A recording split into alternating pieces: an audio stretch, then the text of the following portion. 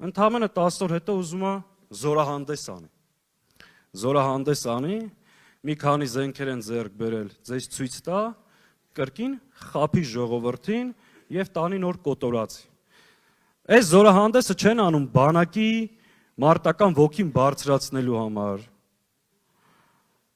բանակը ավելի մարտունակ դարձնելու համար, սա նախընտրական զորահավաք է ձեզ խափելու համար։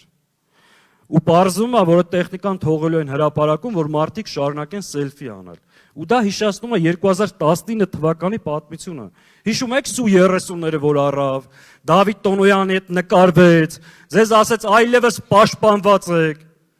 Պատերազմի ընթացքում ինչ եղավ, պարզվեց Սուերը հրթիռներ չունեն։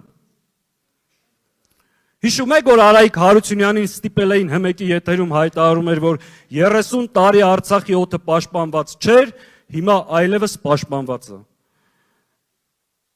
Հիշում ենք, չէ՞ ինչ եղավ։ Ադրբեջանական դրոնները հայտնվեցին հենց այս տարածքում, մինչև Աբովյան հասել էին։ Երկու անգամ մենք բոլորս, մեր ժողովրդի մեծամասնությունը սխալվել է։ Երրորդ անգամը անթույլատրելի է, դա անդառնալի է լինելու։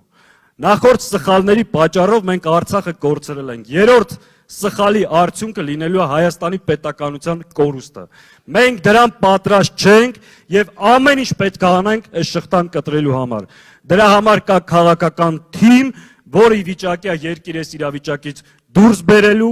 կտրել այս կորուստների շղթան, վերականգնել մեր արժանապատվությունը, կառուցել անվտանգ ու մրցունակ Հայաստան։ Դա Հայաստան դաշինքն է։